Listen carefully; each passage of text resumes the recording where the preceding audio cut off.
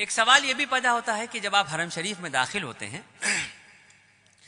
تو یہ طواف اللہ پاک کیوں کرواتے ہیں؟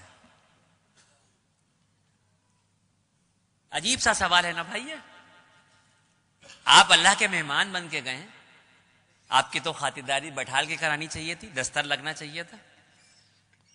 یہ اللہ پاک طواف کیوں کرا رہے ہیں اپنے گھر کا؟ آدم علیہ السلام کو جب اللہ رب العزت نے بنایا، فرشتوں کو جب یہ حکم دیا کہ آدم کو سجدہ کرو، اللہ رب العزت نے آدم علیہ السلام کا اور فرشتوں کا ذہنی اعتبار سے مقابلہ کروایا، اور اس ذہنی اعتبار کے مقابلے میں آدم علیہ السلام کی جیت ہوئی، اور فرشتوں نے 7ویں آسمان پہ بیت المعمور کے نام سے اللہ کا ایک گھر ہے اس کا طواف کیا. جب اس کا طواف کیا تو اللہ رب العزت کو یہ ادا بہت پسند آئی، اور اسی وقت جبرائیل علیہ السلام کو یہ حکم دیا گیا کہ آدم کو لے کے زمین پہ جاؤ اور بیت المعمور کے ٹھیک نیچے روئے زمین پر میرے ایک گھر کی تعمیر کرو، تاکہ میرے بندے اگر مجھ سے اپنے عشق کا اظہار کرنا چاہیں یا اپنی کسی غلطی کا کفارہ دینا چاہیں تو میرے گھر کا طواف کریں.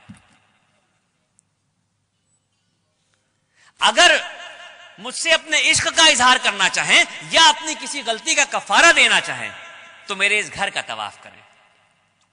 اور سن لیجئے، ہم جو اللہ کی اشرف المخلوق ہیں، ہماری جب تک سانس چل رہی ہے آپشن کھلے ہوئے ہیں ہمارے سامنے.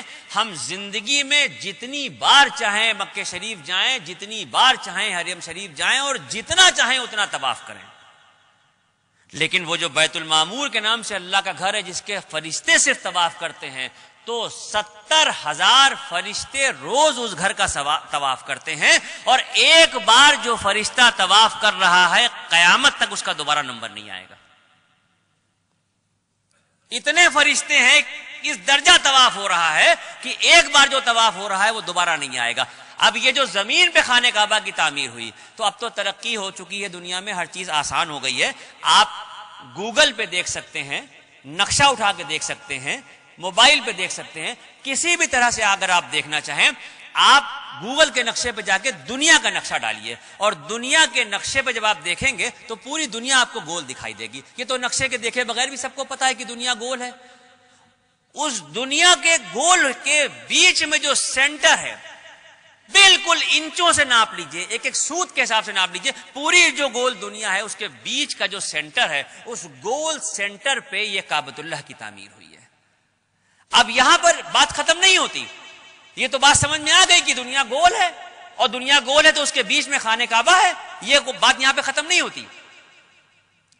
اگر سائنس یہ کہتی ہے، میں نہیں کہہ رہا ہوں، اگر سائنس یہ کہتی ہے کہ دنیا گول ہے اور گھوم رہی ہے، تو پھر میرا ایمان یہ کہتا ہے کہ مذہب و ملت کی پرواہ کیے بغیر اس دنیا کا ہر شخص کعبۃ اللہ کا طواف کر رہا ہے. اگر سائنس یہ کہہ رہی ہے کہ دنیا گول ہے اور گھوم رہی ہے، تو پھر میرا ایمان یہ کہتا ہے کہ اس دنیا پہ مذہب و ملت کی پرواہ کیے بغیر کسی بھی مذہب کا شخص ہو، ہر شخص جانے میں یا انجانے میں کعبۃ اللہ کا طواف کر رہا ہے.